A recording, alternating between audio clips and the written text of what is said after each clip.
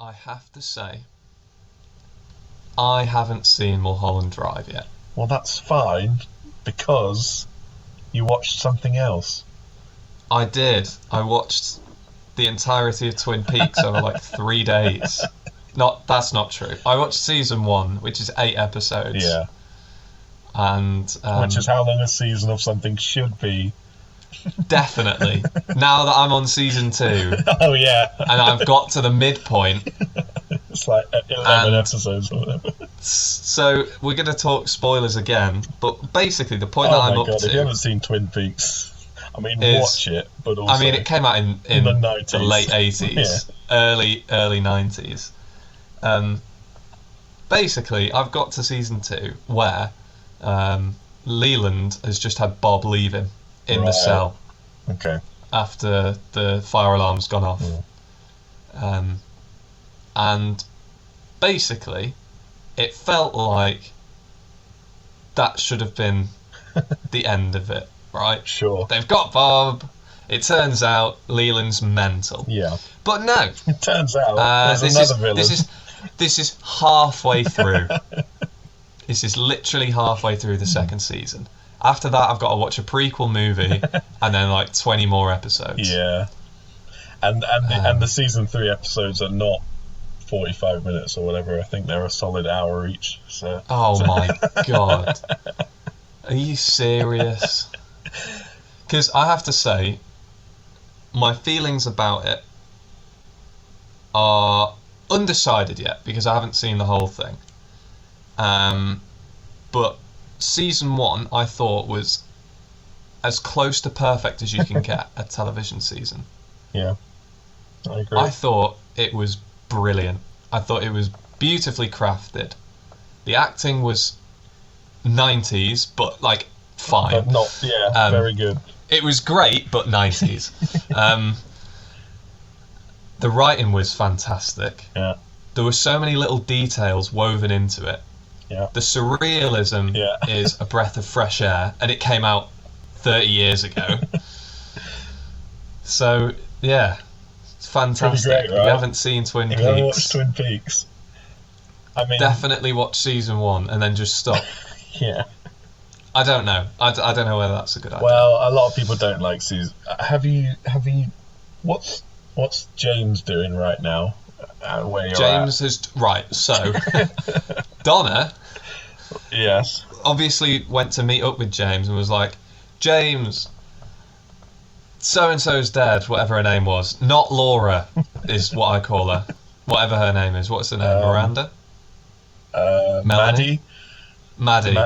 Maybe not. Maddie's dead. So James goes, well, I'm going to ride off on my bike now because whenever we're together, people die.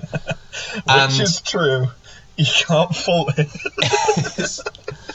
I have to say that the most infuriating part of it has been that whole 1990s love drama thing, which I don't care about. Even in the first season I wasn't too arsed about, but it was an important part of the story. Yeah.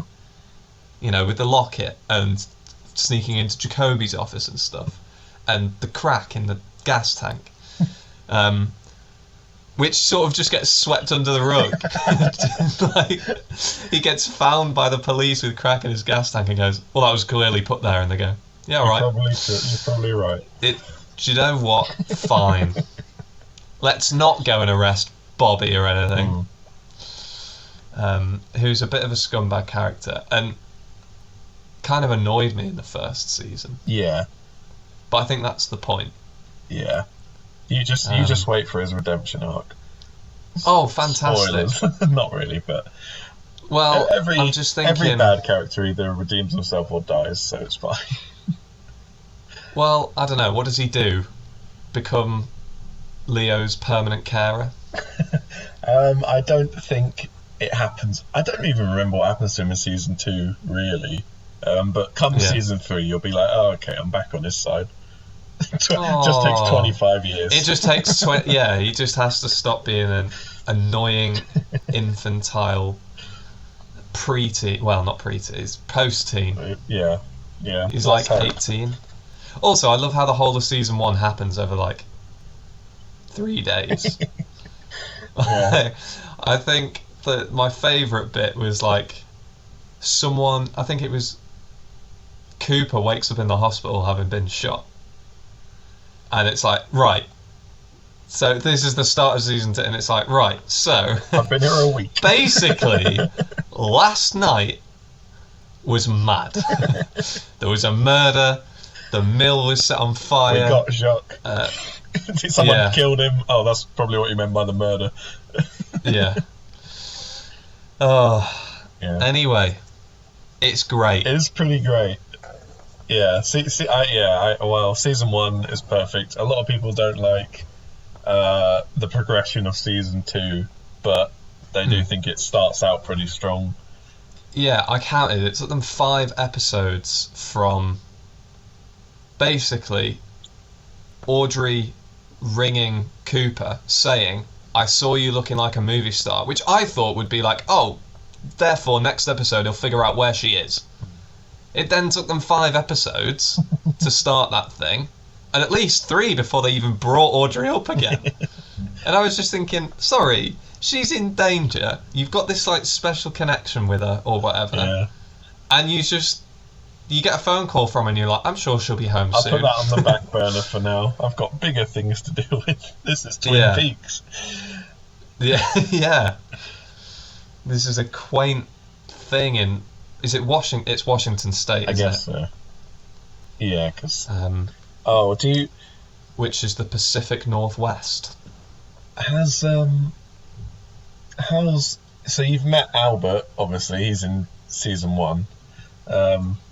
Who is Albert? The FBI, the mean FBI guy. Yeah, right. So what's he been doing? I have to say, he is, at the moment, me. Yeah. He's just really rude and really principled. And just kind of sick of everything he's doing. Like, he's good at it, but it's like, oh, do I have to? Why am I here? Yeah. So he's basically just come back because, well, you can assume they don't actually explicitly say it, which is good storytelling because I don't need to know. I'm clever enough to figure it out. When Maddie died, he just appeared back and was like, here's the forensics. Yeah.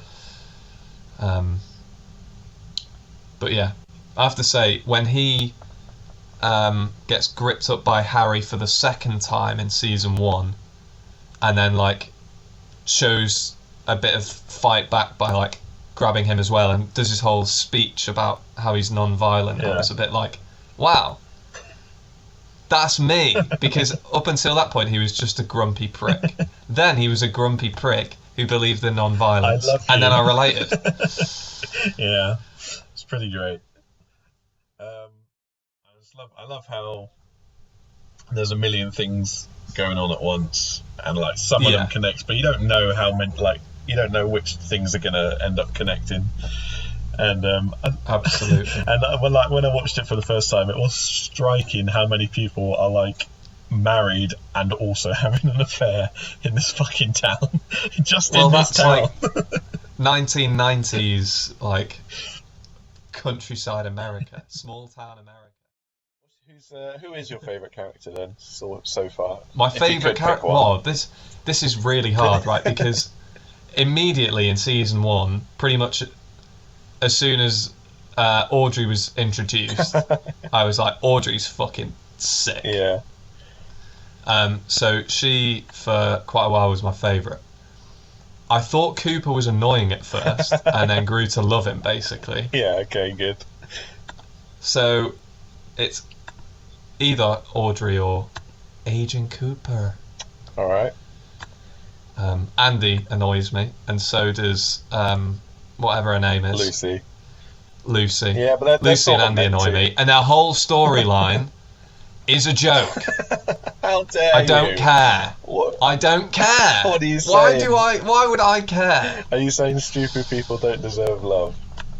That's not what I'm saying. What I'm saying is, it doesn't deserve to take up 5 episodes whilst Audrey is being smacked up in some next whorehouse. Anyway. All right. Just trying to think. I guess I would say Agent Cooper is my favorite character. What with him being on my arm and all, but Yeah, I did realise only the second time that I saw the dream that the floor is what you've got on your chevrons. arm, right? Yeah, Yeah. it's sort of Twin Peaks' signature thing. You Is should it? get used to it. Okay. Um, yeah, I also really like, and I guess this is another character where he's really expanded on in the books, but Dr. Jacoby, I find him really just funny and likable. I hate him. Okay, that's fine. Do you know when I he's... think he's really weird and creepy, but then I suppose if he's expanded on in the books, it might make sense. Well, I like even in season 1 when he's like first brought in for interrogation and he just has like he's just doing magic tricks with golf balls or whatever. He's just not taking. That's quite funny. And like But meanwhile they're being like, like a girl is dead and he's like, yeah, but did you know this indigenous tribe does this or whatever? It's like, well, okay. yeah, for me, it was just terrifying when he got the necklace out of the coconut and started listening to tapes of Laura. Now, obviously, when you learn what's actually on the tapes, what it means, and you hear it later, you're like, okay, well, Jacoby was just trying to help. But at the time, I was just like, this guy's a nonce. He definitely killed her. And that's probably a fair response. Yeah. But no, you were misguided. Much like I imagine everyone watching for the first time is like, oh man, any of these psychopaths could have killed her. There's so many bad people in this town.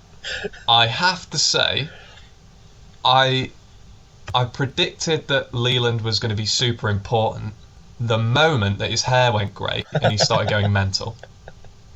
Yeah, okay. Because I was just like, well, that's a clear costume change / character change. Therefore, something has happened. Therefore, it will be important later.